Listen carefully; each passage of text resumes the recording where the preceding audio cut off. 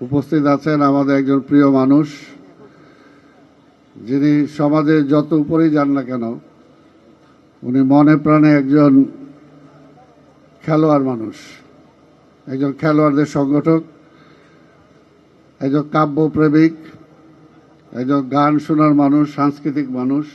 আমাদের আজকের প্রধান অতিথি মির্জা ফখরুল ইসলাম আলমগীর। উপস্থিত অনেক নেতৃবৃন্দ, নাম বলতে গেলে অনেক সময় লাগবে। মোহামেডান ক্লাবেরও দীর্ঘদিনের অনেক কর্মকর্তাবৃন্দ।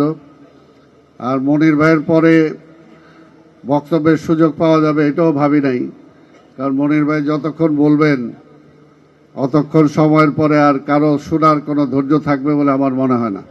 নগদ নিয়ে এলো হার না মানা হার অফার। সর্বনিম্ন 10,000 টাকা রেমিটেন্স নগদে পাঠালে থাকছে স্বর্ণের হার জেতার সুযোগ। যাই হোক, তবে আমি বরকতুল্লাহ ভুলু এবং লোকমান সাহেবকে ধন্যবাদ জানাই যে দীর্ঘদিন পরে আপনারা, অন্তত আমি অধম সালামের নামটা মনে করেছেন যে মোহামেডান ক্লাবে আসা দরকার। এটার জন্য ধন্যবাদ জানাই।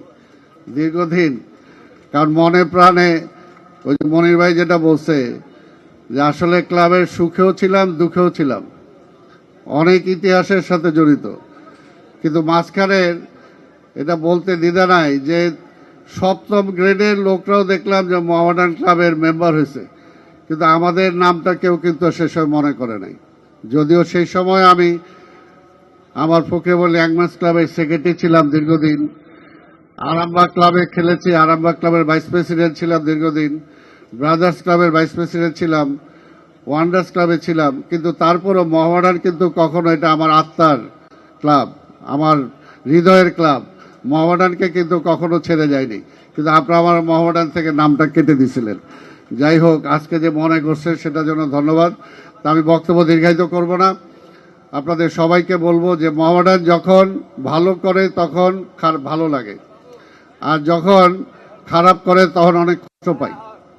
যে যত যাই হয় না কেন, কিন্তু মোহামেডান ক্লাব কখনো এটা মানতেই পারি না যে মোহামেডান ক্লাব কোনো খেলায় হারবে, কোনো খেলায় হারবে, বা মোহামেডান ক্লাব চ্যাম্পিয়ন হবে না, বা 1-2 এর মধ্যে থাকবে না, মোহামেডান ক্লাব ওই পর্যায়ে চলে যাবে, এটা কখনোই আমরা ভাবতে পারি না।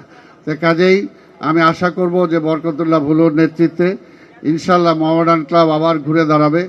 আর আমাদের যদি কিছুটা ছোট ছোট আপনাদের সাথে থাকা, যদিও আমি ওয়ান্ডার্স ক্লাবের সভাপতি, কারণ সেটা আমি ছাড়তে পারি না এই জন্যই যে আমার দীর্ঘদিনের রাজনৈতিক আমার নেতা বলি, আমার সহযোদ্ধা বলি, ঢাকার সাবেক মেয়র সাদেক হোসেন খোকা সেই ক্লাবের সভাপতি ছিলেন।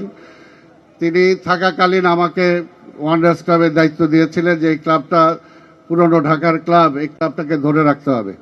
তো সেই কারণে সেই ক্লাবের সভাপতি আমি এখন আছি। তারপরও মোহামেডান ক্লাব অন্তর থেকে আছি।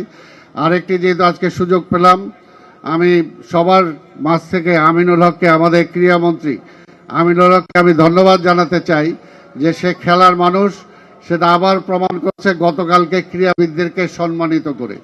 আমি বলবো যে সেখানে সে কত টাকা দিছে, কি দিছে সেটা বড় প্রশ্ন না, ক্রীড়াবিদদেরকে সে সম্মান করেছে। তো কাজে ভবিষ্যতে এই ধারাবাহিকতাটা সে সামনে রাখবে। সে নিজেও একজন ক্রীড়াবিদ। আমরা উত্তর তার সফলতা কামনা করি যে তার নেতৃত্বে বাংলাদেশের খেলাধুলা আরও অনেক এগিয়ে যাবে।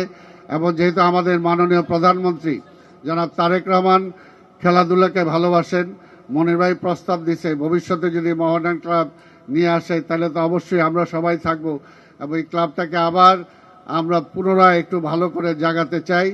ইনশাল্লাহ আমরা সবাই মিলে সেটা সম্ভব হবে। আপনাদের সবাইকে ধন্যবাদ। খোদা হাফেজ। বাংলাদেশ জিন্দাবাদ।